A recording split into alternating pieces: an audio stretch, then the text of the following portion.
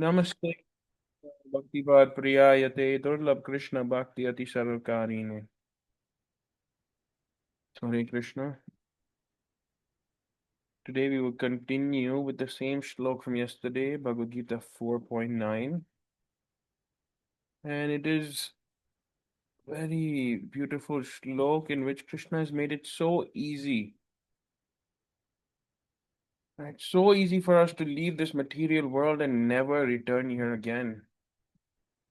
Krishna says over here, one who knows the transcendental nature of my appearance and activities does not, upon leaving the body, take his birth again in this material world, but attains my eternal abode, O Arjuna. And Krishna is not just telling Arjuna this, he's telling all of us that Krishna, his manifestation, his appearance is divine, it's transcendental. We, all of us living beings, take birth based upon our past karma. Did we get to choose which house or which parents we will be born to? Did we get to choose which country we will be born in? Did we get to choose on which date we will be born? Did we get to choose that how will our future be after we are born? No. Otherwise, all of us would have selected that I want to be born to, Jeff Bezos, to Elon Musk, to Warren Buffett. But remember, even being born, Elon Musk's child changed their last name. I do not want to be associated with Elon Musk. I don't want him as a father. Everybody is saying that, oh, he's the richest man in the world, and being in his family, we all dream to that.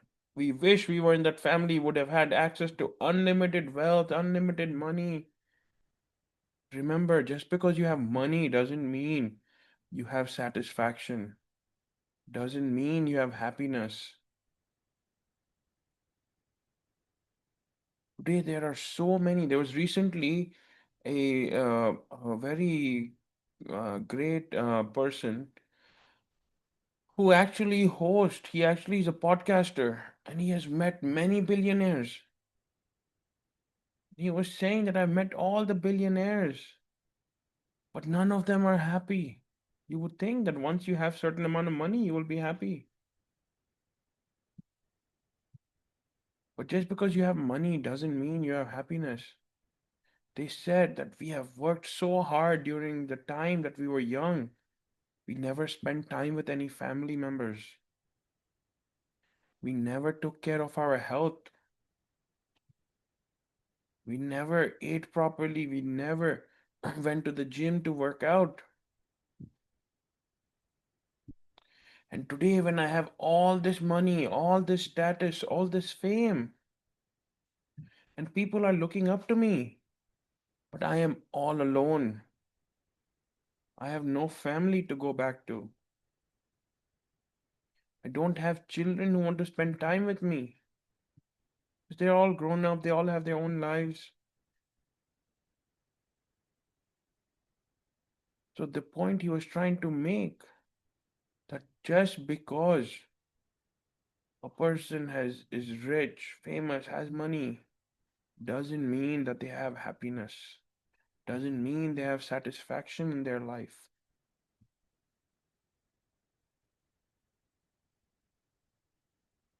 So we all today who are listening and following this path, at least if we are chanting, we have that satisfaction. We know that Krishna is there. Our owner is there. Just like how there's a dog, if a dog gets lost on the street, but if the dog has a collar, right, they do not kill that dog or they do not send it to a homeless shelter or anything. They try and locate the owner. They try to reach out. Similarly, we have this collar of the Kanti Mala. in our necks. And Krishna is that owner of ours. So nothing will happen. And Krishna has made it so easy over here that one who understands, one who knows the transcendental nature. Transcendental means Krishna manifests based upon his own causeless mercy. Krishna manifests, Krishna appears through his kripa, through his mercy. We take birth according to our karam, but Krishna appears by his mercy and his mercy alone. And when he appears also, right, Krishna's activity is divine. Krishna's nature is divine. What does it mean that his nature is divine?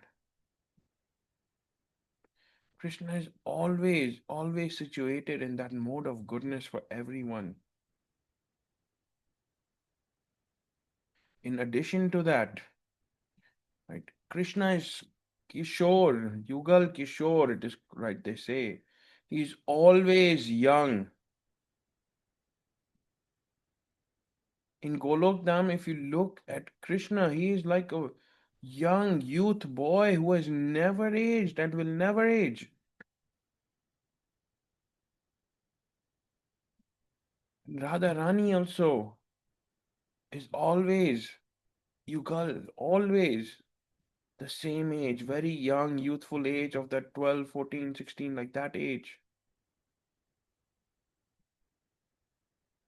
That's why it is said that we should not consider Radharani to be our mother. We can consider sister, friend, everything else. Radharani does not age, does not become old. So Krishna and all of his activities that he performs are divine, they're transcendental. There is a reason behind that happening. Even behind the killing of Putna, right? Putna came, and when Krishna began to suck the milk from her, right? He accepted that because in the previous birth, Putna was actually Bali Maharaj's sister. And upon seeing that young boy, she wanted to have the Supreme Personality of Godhead as a child.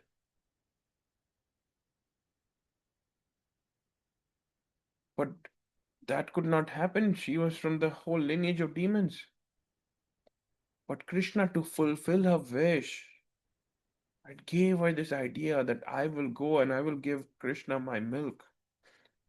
Then, when he drinks that milk from my body, I will poison it and he will die.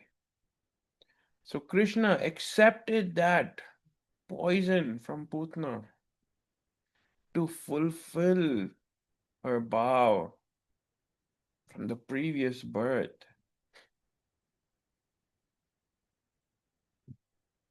So, that is just one example of where Krishna's activity is divine, that we cannot understand this. Our activities are all material. We are working today so that I can get some benefit tomorrow. Right? We are doing some work. We are taking care of our children. We're doing all of these things from a material sense. But yes, if one keeps Krishna at the center, right, then all of the activities that we're doing, whether it is for our family, whether it is for money, whether it is for anything else, if we're doing it by keeping Krishna at the center, all of those activities become service to the Lord.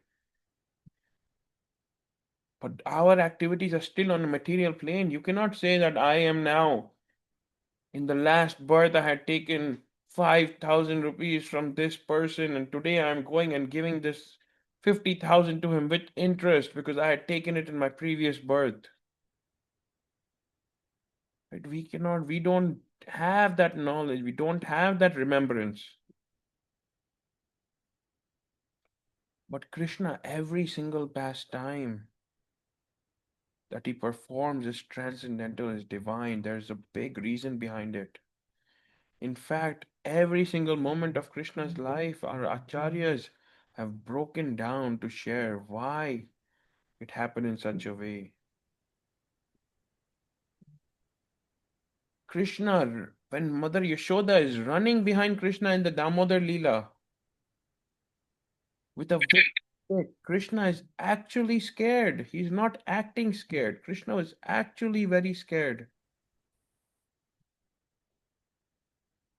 And when Krishna was actually scared, he wanted to experience the love of a mother, just like how we human beings do. He wanted to experience that. He didn't want that everybody just stops and prays to him like the Supreme Personality of Godhead, doing the puja, arti, everything. He wanted to experience that love.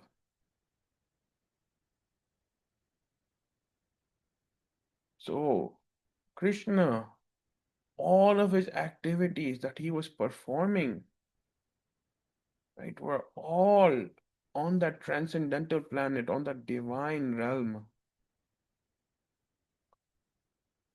And remember just how we take birth, we perform our karma, we get old, we get diseases maybe, and then we die.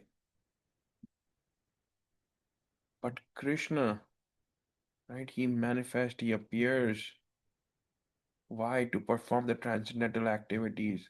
If we go back to the previous slok, Krishna manifest to unheal, to deliver the pious, right? To take all the pure souls back to Godhead.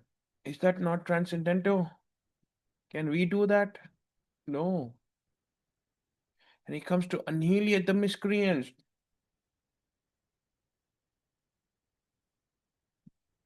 right? To destroy all of the demons.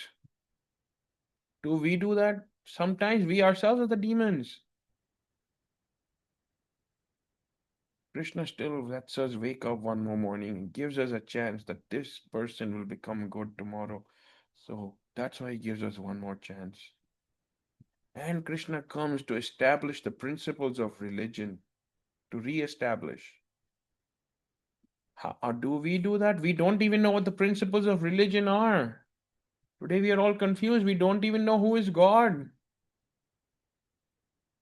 Who is that supreme personality of Godhead? We don't know the difference between God and demigod.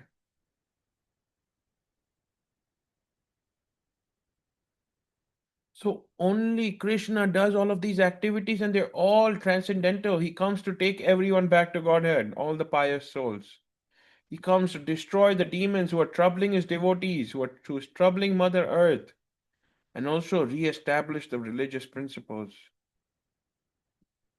Right? So all of these activities are divine. But over here, all of our activities, if we're not performing them by keeping Krishna at the center, it is not in the service of Krishna, it is all material. We do it for sense gratification, we do it for name, fame, we do it so that we become wealthy, we become popular. And when we die, all of that name, fame, wealth will just stay in this world. And we all think, oh, look at that. Everyone, right, wants to be like someone else. No one wants to be themselves. In fact, if we look at what we have, we will be the happiest because Krishna has given us so much more than the others. Remember, the person that we look up to, if we go to someone's house and they have a big house, beautiful mansion, they have 6 bedrooms, and all of them have a bedroom, a sitting room, attached bathroom, everything. We think, wow, I wish I had this house. You know what that person is thinking? That person who's such a big house it is that where we see that and we say, oh wow, we want to be in this house. That person is thinking, wow, look at this other person's house that I went to last week. How awesome is that? He has 12 bedrooms. He has a whole maid quarters. He has a swimming pool. He has a basement for like a sports arcade and everything.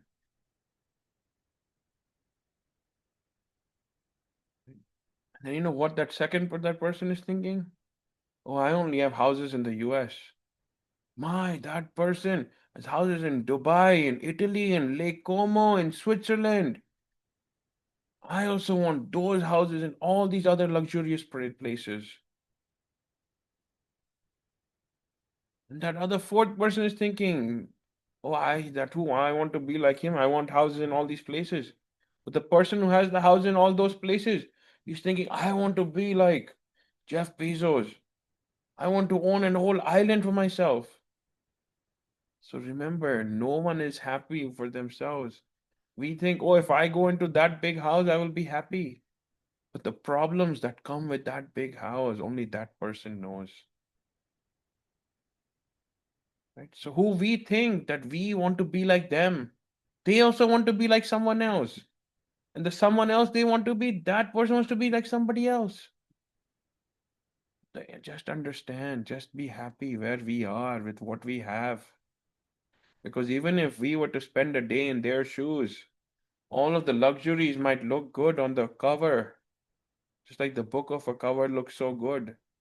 But the problems that come with it, only they know. How they're paying their monthly bills, how much tension they have in of their job in case they lose their job or if something doesn't go well or what will happen. Right? So focus on what we have, on all the good things that we have, we will be the happiest.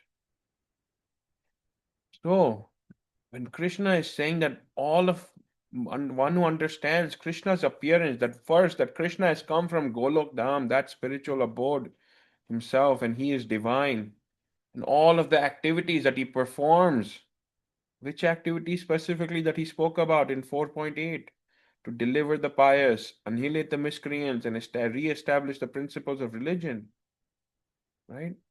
And anything else that he does beyond this also is all divine, it's all transcendental. They have a higher spiritual purpose. One who understands this without, again, without any shanka, without even 0.1% of doubt in their minds, Krishna is saying they will come back to that supreme abode of Krishna's and will not take birth in this material world again. So forget about everything else, right? Just if you understand that Krishna, your appearance is divine, your activities are divine, everything you did on this material world is divine. It is all a pastime. It gives me pleasure when I listen to it. If we all do this, and Krishna is saying that upon leaving this body, we do not take birth in this material world and return to Krishna's, to my eternal abode, to Krishna's abode. All of the yogis, all of the mystics, they're all meditating so hard. They're taking such a hard path to attain liberation. And what happens to them? They become one with that Brahma Jyot, with the light that exists, the effulgence.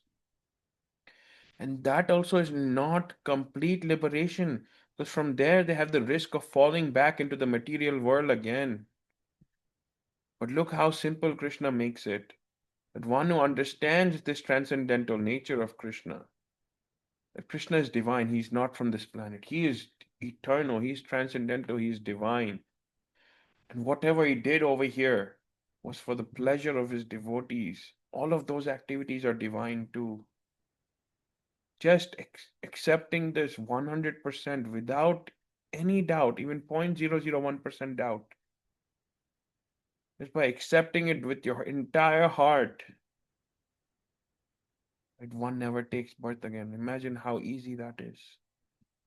So let us every day remember Krishna and his transcendental activities and remember that Krishna is divine, his pastimes are divine, his activities are divine, and we will, with his mercy, go back to him at the end of this birth.